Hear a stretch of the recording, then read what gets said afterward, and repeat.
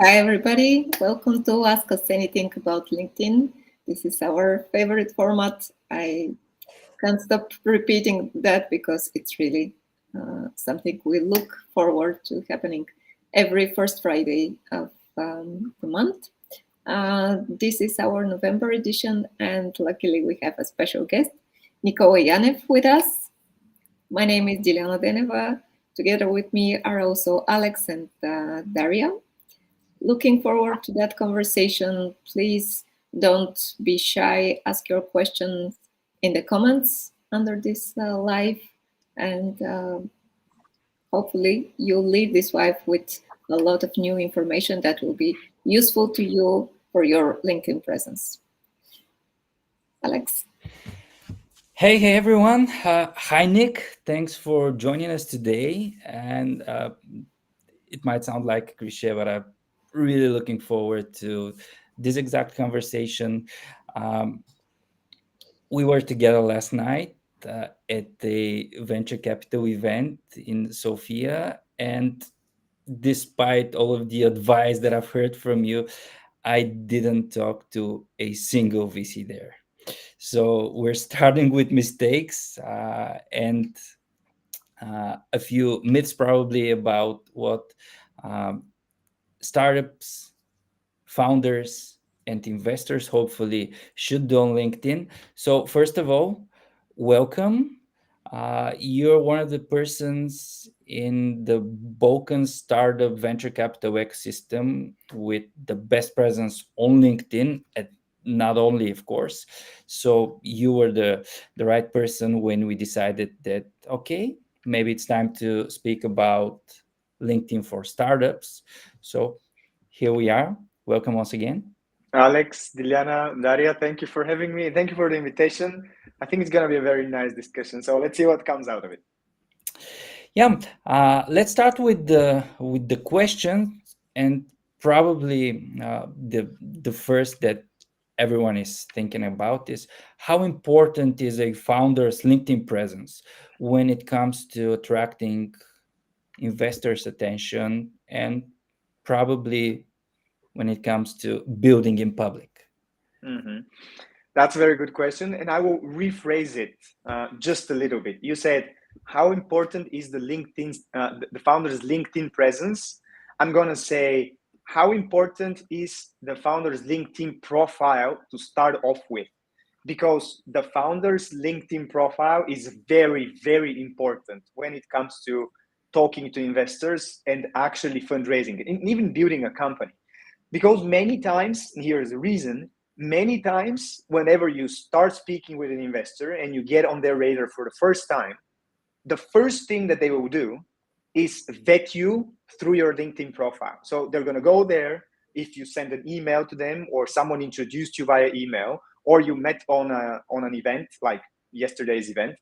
The first thing they're going to do is they're going to go on your LinkedIn profile. And I actually witnessed that myself yesterday, an investor going through the founder's LinkedIn profile.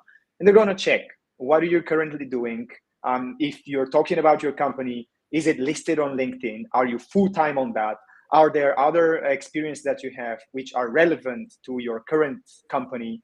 Are there other companies which you're currently working at or on in parallel to what you're building, which is a red flag, by the way? So your LinkedIn profile will get vetted by investors to start off with. They're going to be looking at mutual contacts. They're going to be looking at how much time you spend at different companies, what's your experience in the industry, and so on and so forth.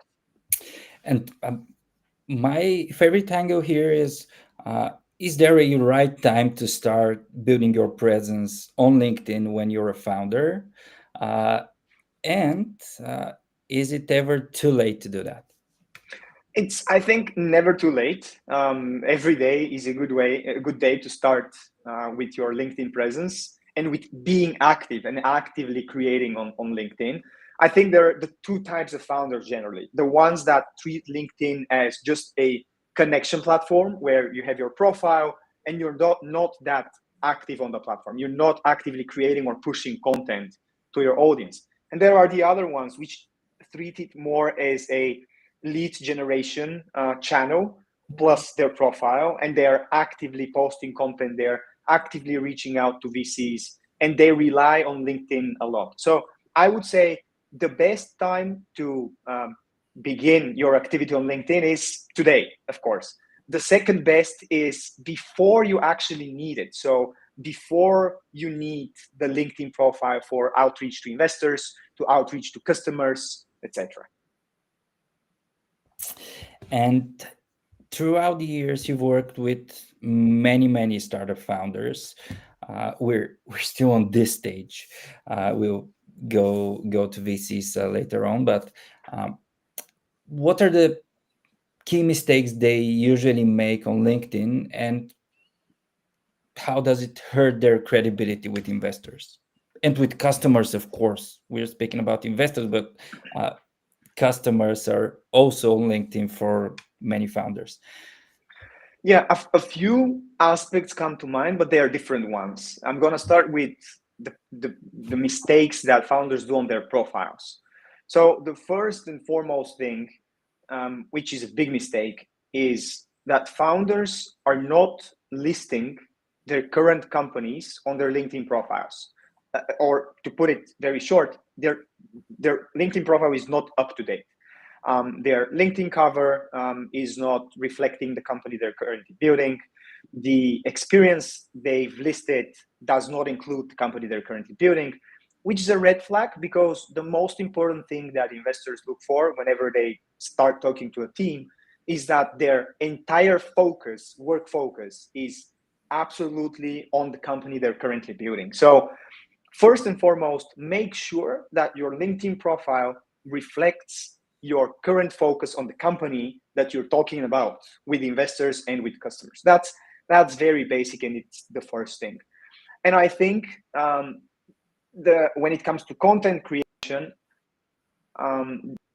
this is, I wouldn't say, but it's, I think, the hardest part about being on LinkedIn. Or should I leave that? Like the hardest part of being on LinkedIn to put it later, and now to mention more mistakes, so to say. Shall we do that? Yeah. Okay. So when it comes to mistakes in content creation, one of the things I see is founders feel and think that just here and there sharing a post about what your company did is enough. And it isn't. If you want to be active on LinkedIn, and if you want to get the most value out of the platform, you need to be frequent on the platform. You need to be publishing at least a couple of times per week in order to get in front of the eyes of the people that are important for you. Another thing is a mistake that I see founders do is not using, that's whenever you connect with someone, for example, an investor or a client, not using the 200 or 300 friend request, connection request message limit that you have, which I think is very good opportunity to touch base with the person and to give them context of how you know them and why you want to connect with them before you actually get accepted. Or if founders use it, they use it in a very generic way. Hey, Nicola, I hope my LinkedIn message finds you well. I just want to connect.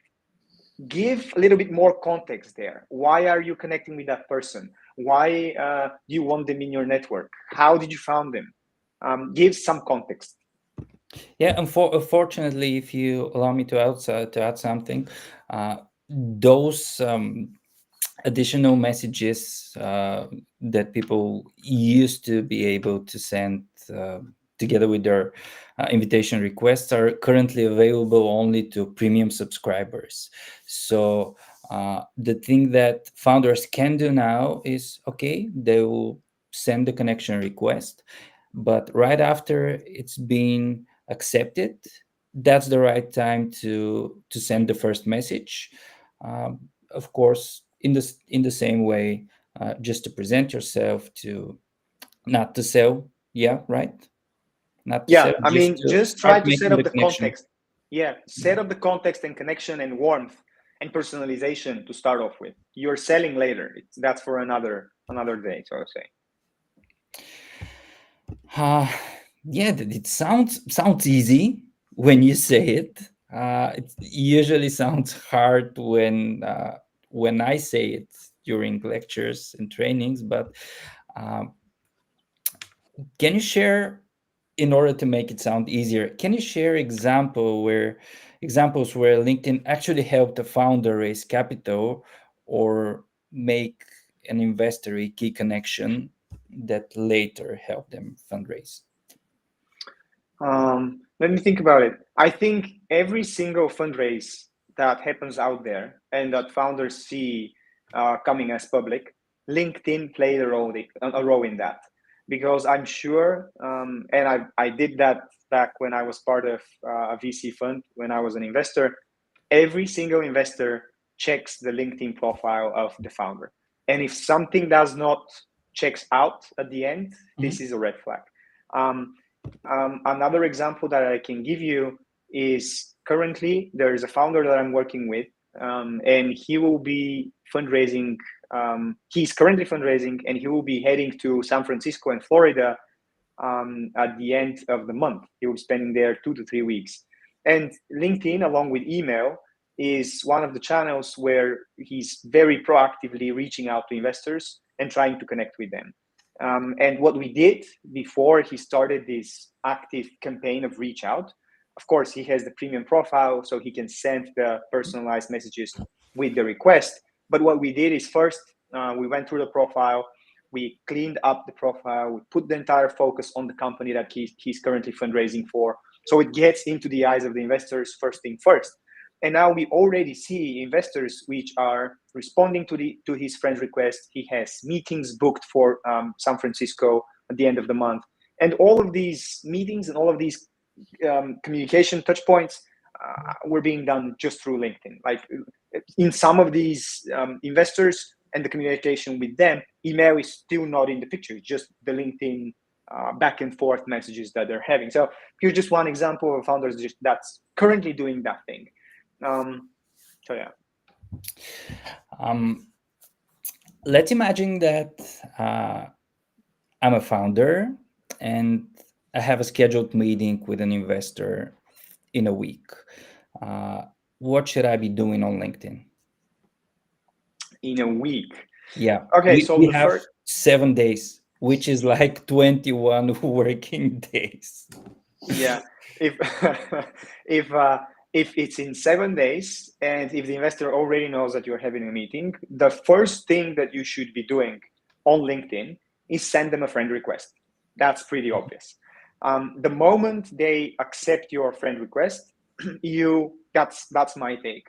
You need to follow that person, hit the bell notifications so you get notifications whenever they post something. In my case, I also put them on a personalized feed where I can track what these people that I'm trying to follow are posting each and every day. And I would advise the founders to start engaging with the content of that person, of that venture capital investor. So depending on how active they are, for the 7 days, they might not get any posts out, but if they do, like these posts and leave thoughtful comments. I mean, that's very basic, but don't use AI to generate comments.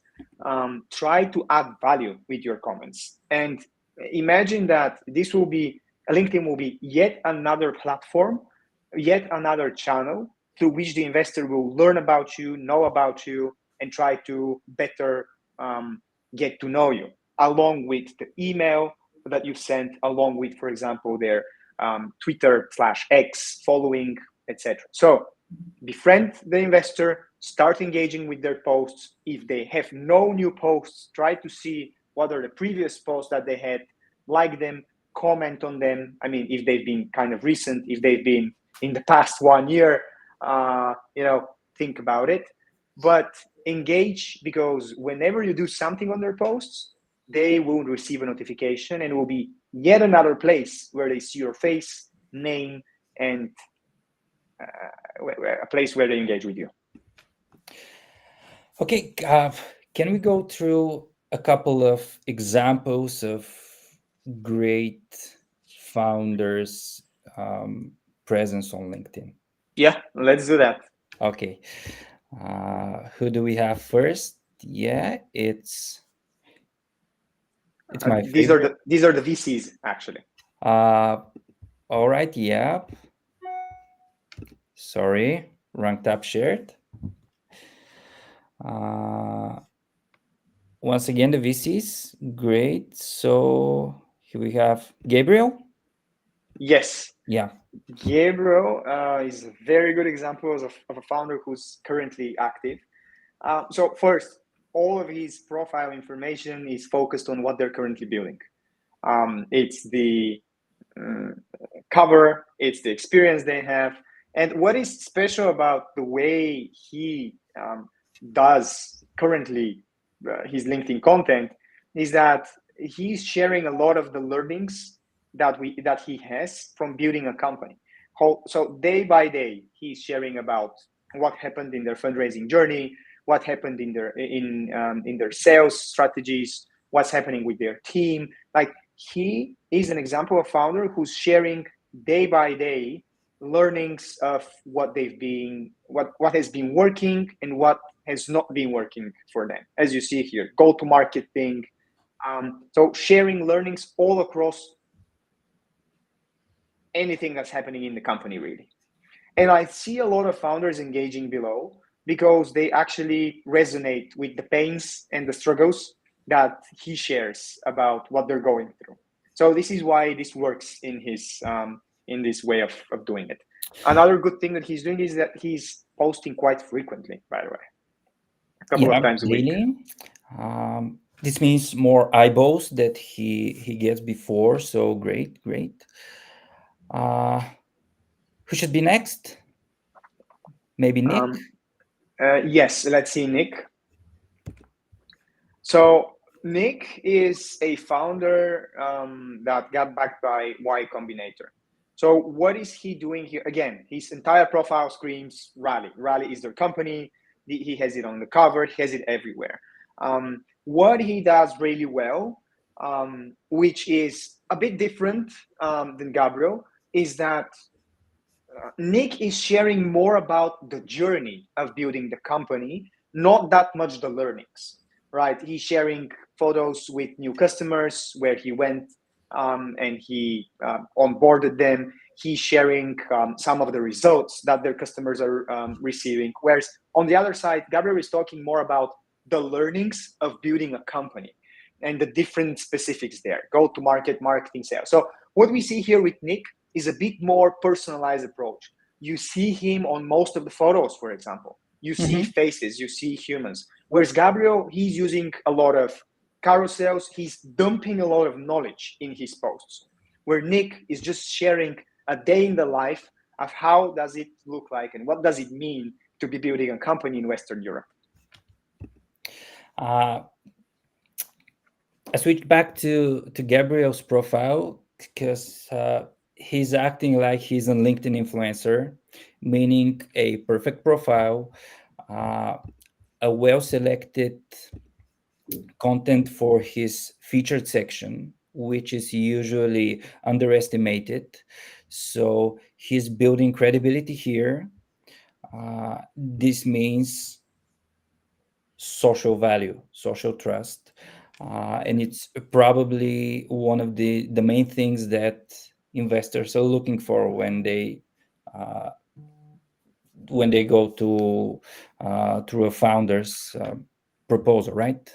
Yeah, this credibility helps. Also, what helps in the case of Gabriel is his headline. If you go up, it's 2x founder, meaning that he has experience. Over 150 million dollars raised, which again builds on the credibility. Scale teams from 5 to 100 plus people. Again, credibility. Third point with credibility. So this helps a lot. All of these three things are things that investors look for. So there's a lesson here where in the headline, put some of the credibility points you have for your ideal user or audience profiles. Okay, let's switch to VCs since this is where I'm basically more and more curious. What are the key differences between how startups how founders and VCs should approach their content strategy on LinkedIn? I don't really think there is a big difference, because in both cases, what works for both types of creators, so to say, if you're a VC creator or a founder creator, is sharing a lot of your learnings day to day that you see from, in the case of founders, we saw that with Gabriel, with your what's working on sales side, on go-to-market side, on talking to your customers, etc. And on the VC side, what you see founders do as mistakes, what works for scaling the team, what works for fundraising, etc. So sharing knowledge is viable across the board, and I think that's something all of them should be doing. The second thing, which I think is absolutely unexplored territory for VCs, I see more founders do that, but doing a behind the scenes of what it means to be building your company. The founders do it. We saw with Nick, he's sharing pictures, photos, explaining about the struggles. Not that many VCs do that. And I think this is an absolutely uncharted territory. VCs, if they are active and if they're trying to position themselves as thought leaders, they're giving all of the advice and all of the tips and tricks. But very few of them talk about what happened today in the office. How did the team meeting went? How is everything working on the inside? Like the things that no one sees. These are the things that everyone is interested in, because all of the tips and tricks that a VC could give you, you can find on ChatGPT. But you can, for example, but you cannot find what is happening on the backside of the venture capital fund, the things that no one sees. What are the conflicts that happen? What are the struggles that the VCs have? One pretty cool thing that I saw recently is an investor which started raising a new fund. It was a lady, I think in Western Europe, and she started daily sharing what are the struggles of trying to fundraise a new fund. What are the points where the investors would start challenging her? What does she struggle with? What is problematic? What is harder than she expected? Like, she's opening up, and you don't see that many VCs do that, because VCs are normally accepted as strong, as solid, but they have problems as well.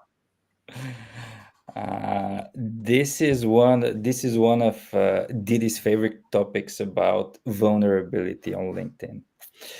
And since what we saw with the couple of examples of founders we showed to our audience, there was a slight difference between Nick's approach and the one of Gabriel. And Gabriel uses more storytelling. Nick is not that polished. His copies are way briefer. But those are two verticals that founders can go through, and probably they will get different results.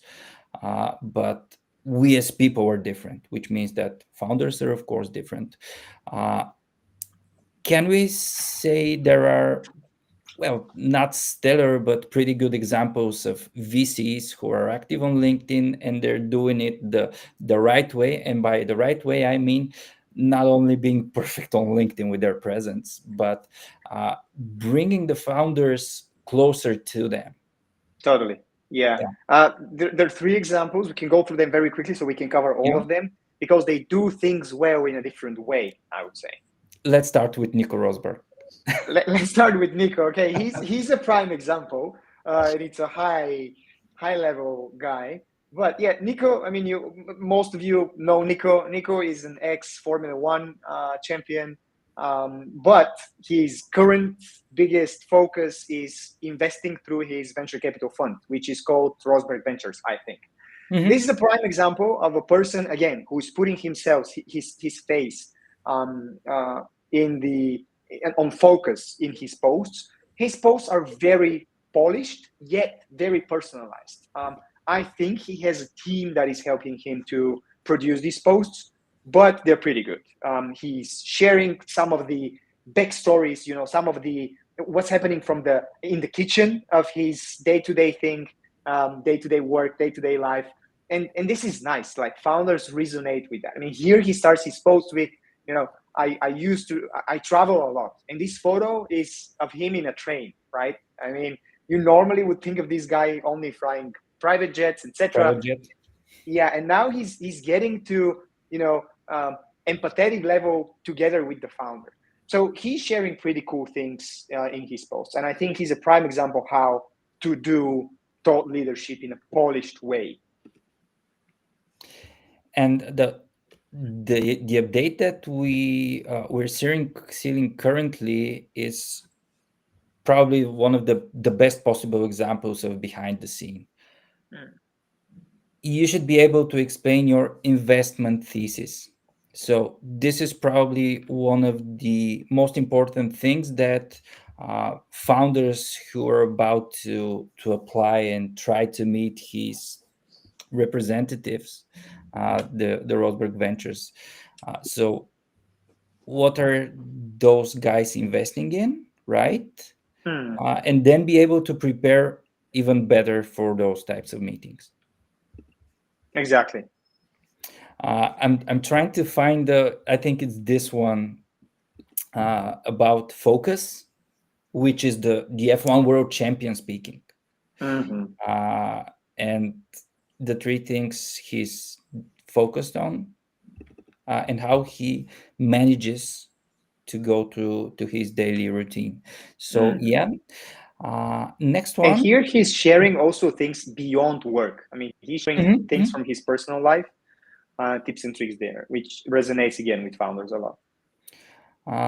Let me find the place. Yeah, during an ice cream tasting with my wife recently, I sampled tiny amounts like in a wine tasting.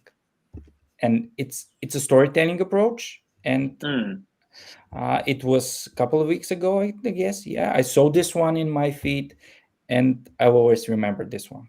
So this is a thing that more and more VCs should do.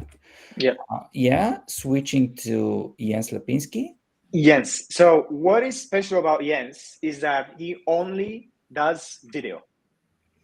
Daily, not daily, but a couple of times per week, he has these videos, and he's actually giving them numbers. Now he's at number 63, as we can see. They're short, maximum a couple of minutes, 2 to 3 minutes, where he's giving specific tips to founders on something very specific that founders are struggling with that comes from his experience or the founders he sees.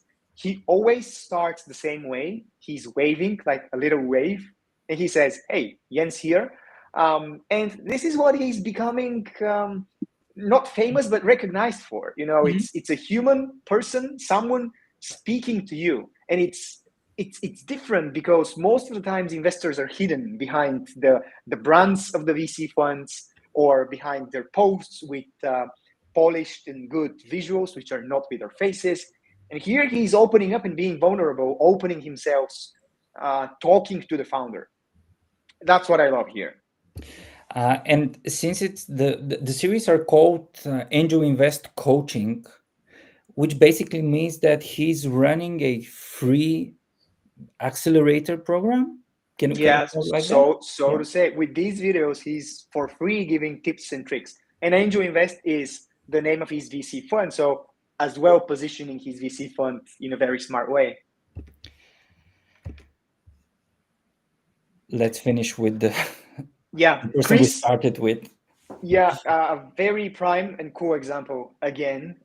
He's running a VC fund called Playfair Ventures. What he does well, two things. He shares his inside view on what works or what does not in the venture capital industry. Most of the time, he does it only with text. So very rarely does he use visuals. Again, his posts work really well. You can see that they have some pretty good, actually, engagements there. And what he does well is sharing the insights from the industry, but what he also does well is sharing the successes of the portfolio companies they invested in. So he's opening up the doors of what the companies managed to do, what they failed, etc. Oh, there you actually see my comments there, because he's one of the people I'm trying to engage more with.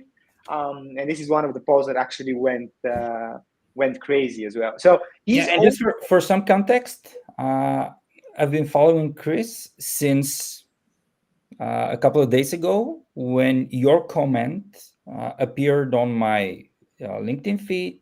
So I saw his post. I thought, okay, this was a person that's worth following, a person that I, as a founder, should be following. So yeah, how hard it is for a founder to enter the VC world, to to grab the attention if there aren't active on LinkedIn. It's not that easy. I mean, on LinkedIn is also not that easy. But if you're not on LinkedIn, you have to use other means. You have to use warm introductions. You have to use cold emails. You have to go to events. LinkedIn is, in a way, a shortcut where you could reach active VCs. I mean, active on the platform VCs. And let's be honest, there are also venture capital investors which are not active on LinkedIn at all, and they don't use the platform at all. For example, they're focusing on other platforms. So it's pretty hard to reach them through LinkedIn. But the ones that are active, engaging with them, with their posts, comments, etc., and showing up consistently on their content, it's not that hard, to be honest, to get connected with. So tell us more about how you are approaching LinkedIn, since we've known each other for over a decade, but your LinkedIn content has always been perfect, not polished, but well curated, um, perfectly positioned through your text, through the selection of topics. So how do you do it, and how do you avoid content fatigue, which is for active people who are actively posting on LinkedIn, is a thing that gets more and more common. So yeah, first, I think that my content has needs a lot of work. So it's far from where I want it to be. It's very hard to stay away from content fatigue. I think I have it all the time. What helps me is like a little system that I've created to keep me on track on first creating content and coming up with content, and second with coming up with new ideas. My little system is based on the main pain points and the main topics that I see that founders, which are my current clients, struggle with. I also have a very specific cadence that I'm trying to stick to. In my case now, it's posting 3 times per week, but I started with 5 times per week, every single business day, which was really hard to do. But to be honest, one of the best decisions that I've ever done in terms of growing my LinkedIn profile and actually getting into the cadence of posting and being active. Another thing that I try to do is I try to be, in a way, I'm going to use the word polarizing in some of my posts, because I think the LinkedIn profile has enough of plain vanilla speaking and conformity, so to say. And I think it's good whenever you are putting out a polarizing opinion in a way that if I write something and I'm like, oh, would people be 100%, would people agree 100% with what I'm saying? If I say maybe not, then it's a good post for me, because it means that it would trigger some discussions beneath the post. If I come up with a post which is along the lines of, oh, this is the way to do something, and it's common thinking in the minds of people, no one would get engaged and no one would actually be fueled up to comment and go under that thing. So to wrap it up, in terms of tips and tricks of how I'm keeping all of that, I try to keep my topics related to the pains and sufferings and needs of my audience. That's one. And I write about these topics. Second, I've always tried to stick to a good weekly cadence. In my case now, it's 3 times per week, which I think is, in my case, the minimum. And then what I try to do is give opinions which are different than what I see out there. There's an interesting part in your profile, which is, of course, your featured section. And we met a month ago in Bucharest when you and your partner, Gary, your partner for the Fundraise Ready Bootcamp, had a lecture there, pretty amazing masterclass, even though it was too short for me. But tell me about it, because I think it would be perfectly suitable for founders, and I know that the quality you provide is always really high, and yeah, I know it would be perfect because I've seen part of it. Doing stuff on LinkedIn is just a piece of the program. So tell us more, please. You mean about the fundraising bootcamp? The fundraising, yeah. Yeah, well, we've spent a lot of years working in venture capital, us being investors and looking at companies ourselves. And we saw many founders struggle with the fundraising process, understanding what investors look for, understanding how to run the entire process, what to prepare, etc. And we decided to gather all of the knowledge we have from the years of working in the venture capital industry in 4 very packed, specific days from the morning until the evening, going through this bootcamp, going through all of the steps of preparing your company, materials, understanding the VC ecosystem, so we can help the founders in a very focused, strategic way, also hands-on way, to prepare for the fundraising round. So that's basically the bootcamp. It's condensed knowledge for fundraising and venture capital in 4 days. Okay, and who should be working with you? At what stage should founders call you? And any founder, here is a link. any founder raising pre-seed, seed, or Series A rounds, which are based in Europe. We are currently working with founders all the way from Bulgaria, Romania, to Austria, the UK, Germany, Spain, etc. So pre-seed to Series A. Thank you for being with us. And of course, we invite you to stay until the end of today's episode. Didi, back to you. Thank you, Alex. Yeah. Actually, I would invite Nick. First, thank you. I was absorbing what you were speaking. It was a big pleasure. We have a question, a very good question, actually. Probably you partly answered it, but I would like to ask it. It's from Olga Chakurova. She's asking, is there the right dosage between putting yourself too much out there and not enough, in order to keep the followers interested and not bored from seeing you too much? It's a question that we are being asked a lot, and I think it impedes a lot of people sharing content. So I would be curious to hear your point here. That's a very good question, Olga. And I'm going to answer with an example from my side and how I do it. So first, I think there is for sure what you're saying of being too much out there personally. What I do is I try to each and every week to post 3 types of posts. So I try to mix them a bit. So there is for sure one post in which I'm trying to give my opinion on something. And most of the times this opinion is very, again, polarizing. It's not the conformity. It's not what people are used to hearing. So that's one type of post. The second type of post that I do is post where I try to give a lot of value in it. So share my learnings, share examples, share what I've seen actually work in the fundraising battlefield, so to say. And the third post is one of 2 types. It's either some sort of a personal story or personal win or personal disadvantage, so to say. For example, a few weeks back, I shared a post that actually my second year of being on LinkedIn is going pretty bad compared to my first year of being on LinkedIn. That's another type of post.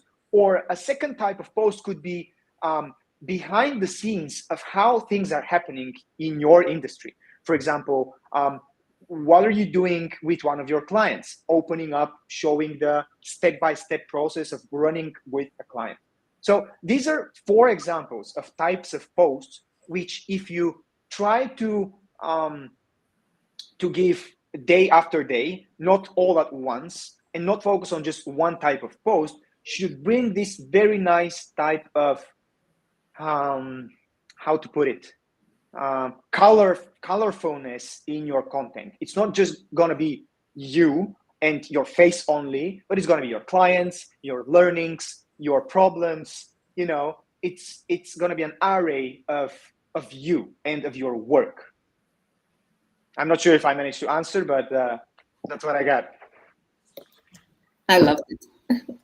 Hopefully Olga is satisfied as well. But if I were asked the same question, probably I would go around the same things. So thank you, Nick. Actually, I loved the post you mentioned seconds ago about the analytics of the 2 years that you're following, and that's the purest example of vulnerability that one can show online. And it is a great example of how it works in a positive way, because actually you share not positive results, but that gives you credibility for me, and it builds trust for me, because purely numbers do not count for the success if we speak about success for one's presence. So thank you very much for that post. I will, yeah, it really make me be interested in you. Thank you. Yeah, speaking about authenticity, there is an interesting topic that I would speak about now, just for some short time, and would be then curious to know what you think about it. The so-called engagement bots. This is something that is quite popular for some people, for others not. What is it actually? This is the systemic, organized group of people who put comments, likes, or share content for a group of people in order to support and make that content viral. And usually it is made very shortly after the post is published, and it is made either manually through chats in WhatsApp, LinkedIn, Facebook, or whatever messaging app is used, or automated with plugins or web browsers extensions. And this is a way for the content to be pushed up. However, it violates LinkedIn's rules, and it can be even sued. You can be even sued if you do that. So recently, a couple of days ago, or even yesterday, I'm not sure, one of the VP product management at LinkedIn made a video about that. And what they say is that they are starting, and actually it's not a new initiative, but they are repeatedly speaking about that, that they are continually working on stopping that practice. So they do several things in order to make these engagement bots ineffective. They are improving their systems in order to catch these actually artificial engagement. And they are also trying to detect the plugins and web browser extensions that I mentioned, so that they just stop them. And what the result would be is that if you get caught, the post you are trying to push up will be turned down. So it will be downranked, and not only that, it will not be boosted with engagement, but it will be shadow banned. And what's more, the profiles that are doing the actual engagement can be shadow banned as well. So it's a topic that people can think about when they try to do the best with the content they create, or they create for their clients. For example, if you're an agency, or as a freelancer, you try to support somebody. I'm curious, what guys do you think about this artificial way to get engagement? In my opinion, just to finish, is that the first thing one should think about is that um, you should aim to get the audience you need for the purpose of your content. And if you get just random people putting likes or comments on your post, would be meaningless. Um, how about you guys? What do you think? Dari? Yeah, I'm inclined to agree with you, honestly. Actually, this is a very nice connector into something we'll discuss later on about changes in the algorithm. But yeah, it's basically one of those tricks that a lot of people, label as algorithm hacking as a way to, yeah, boost your content forward. But yeah, the question really remains, are you boosting it towards the right people? Or are you just boosting it for the sake of boosting it? I think it's a great move, but also to be a little bit critical about it. I think that, maybe they'll be able to weed out the really, really obvious engagement pods, but, engagement pods, if they get weeded out, will just go out of fashion. I think people will figure out another way to do it. Humans are inventive like that, and I think that we are obsessed with the idea of hacking the algorithm, of hacking things, of looking for the quick way out, the quick way to success. So what I would say is, yeah, maybe they'll be able to win this fight, but and then they'll just have more fights to win in the future. Uh, and if you, of course, you allow me to add something, those we call them growth hackers, because that's basically what they're trying to do, to go way beyond any border. But those people are usually focused on numbers, not on quality. And as we know, and at least as we at BookMark preach, LinkedIn is a quality focused platform.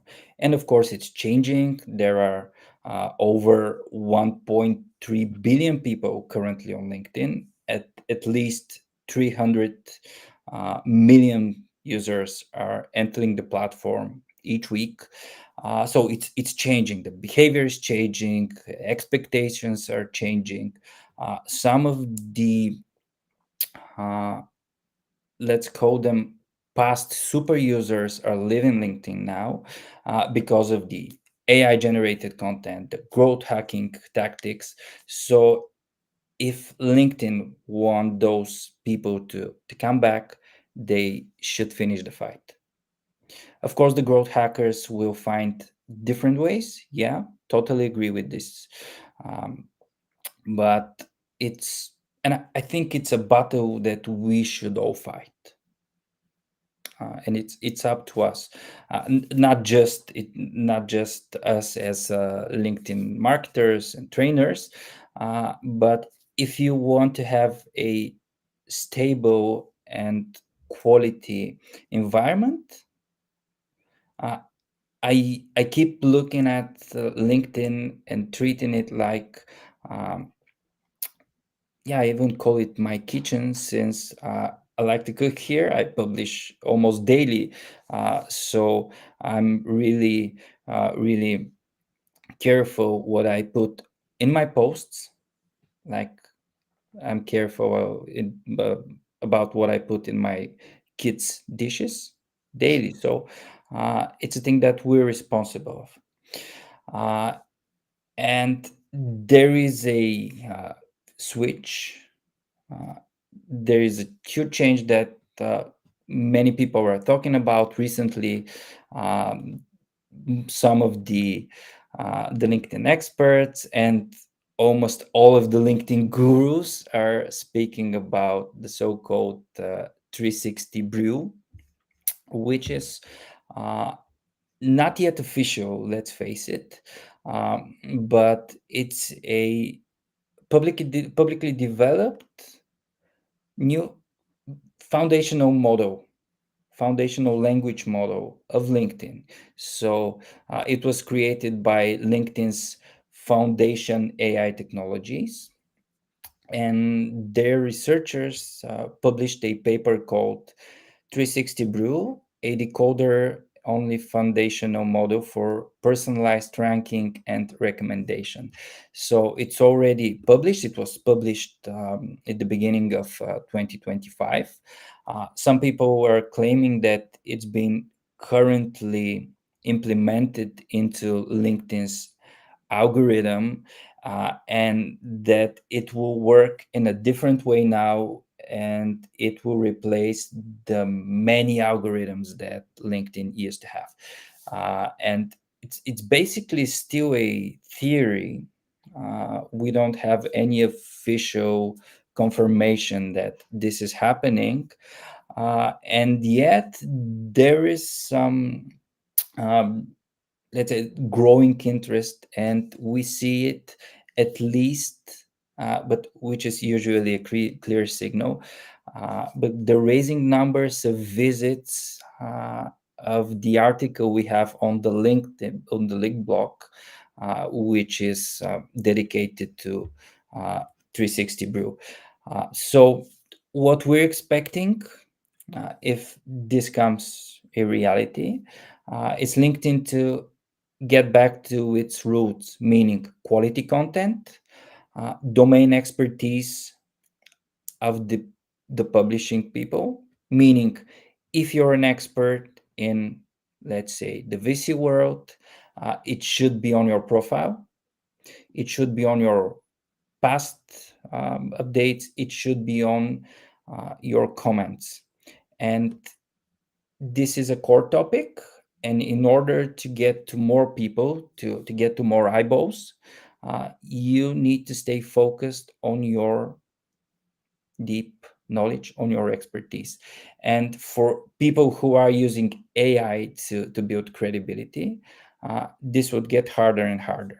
Of course, with time, people will find a way to get through this, but still we hope that it will be more and more important, which means that your profiles and the way they look, everything that Nicola told us in the first part of the episode, will get more and more important. So guys, go and check your profiles, go check your headline, go check your experience, and everything that is not suitable for the person you currently are, just wipe it out.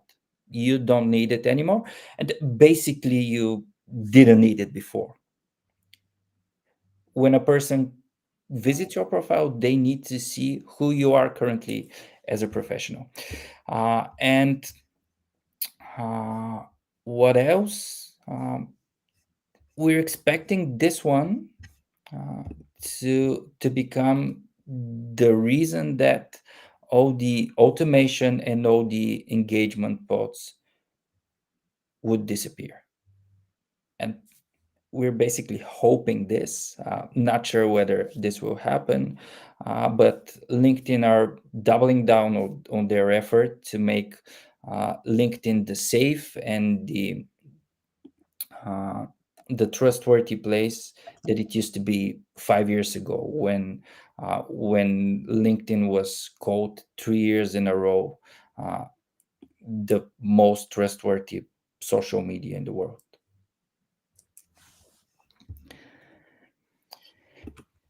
Thanks, Alex. I think Dari had, at least you mentioned that she's going to speak about the AI burst, maybe related to 360 Brew.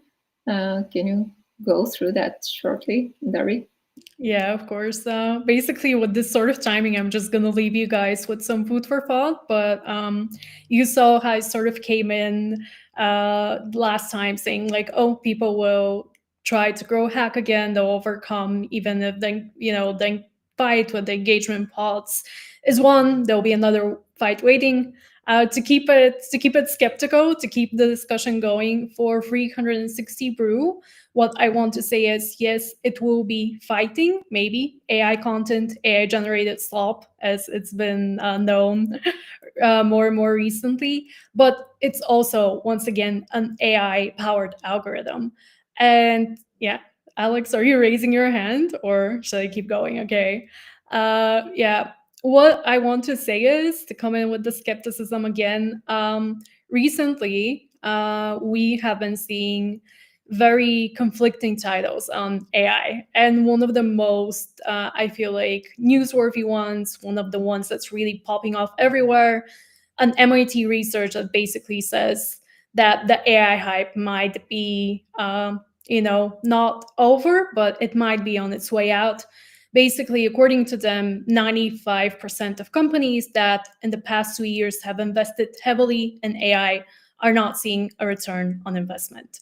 And yeah, that is why I wonder whether this new algorithm that is once again based on AI will actually be able to do what it's supposed to do. And the reason why I'm also wondering, and Didi mentioned AI bubble bursting, is also because we see historians mentioning it as well, that it's a very, very good setup right now in all of the industries, especially tech, for said bubble burst. Behind LinkedIn, it's Microsoft. And I don't know if you guys have seen the meme of the snake basically sort of swallowing its own tail, and OpenAI, Microsoft, Oracle, Nvidia in the middle, because that's what they're currently doing. They're investing into each other majorly, and that really, brings forward sort of very, very good conditions for there being an AI bubble burst. So yeah, this is something that I want to leave all our listeners with, a bit of a critical take, a bit of a skeptical take on, everyone's looking forward to AI, LinkedIn included, with Microsoft standing behind them. But is AI really going to make true all of the promises that it's making? And Nick, I would like to invite you to hear your take. But before you do that, just for a few seconds, LinkedIn are still using Amazon Web Services AWS services for their cloud infrastructure. They were about to transition to Microsoft's Azure, but they basically stopped the process. So it's you called it a snake. I'm not sure about it, but yeah, this pictogram that we showed is basically telling a lot. So Nick, is it a bubble? I think where we currently are with what's happening with AI, it's just a normal part, the normal timeline, the normal road of the hype cycle theory, of getting a new innovation, a new technology implemented in society across industries. If you look at the hype cycle, there's always this, beginning where the cycle starts. You're in at the top of the cycle, and then everything's go down, it crashes, etc. Everyone's like, "Oh no, it's not. Nothing from this technology is going to happen. Nothing is going to be interesting with it." And then slowly and steadily, the curve returns to the norm, where the adoption continues, where everyone is still pretty optimistic about it. This happened around the dot-com burst and dot-com bubble.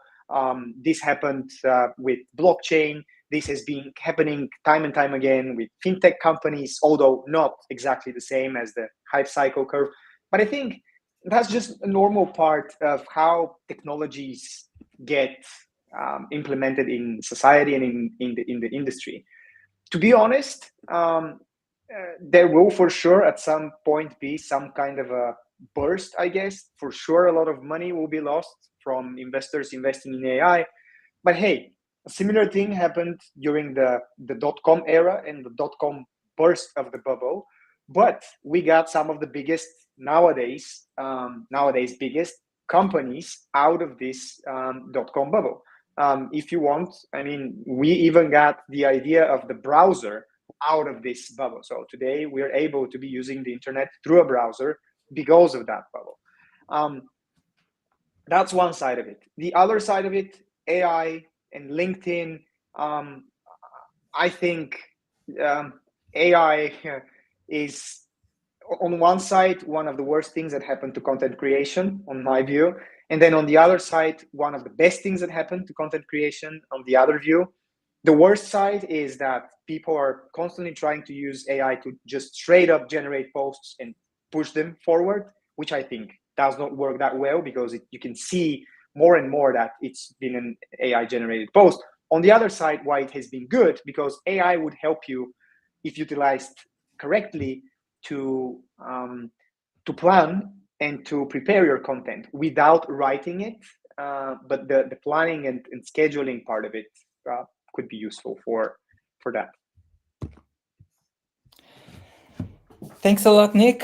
Thanks a lot, guys. It's been an amazing episode, and we've already shown some of the comments we received under the live streaming.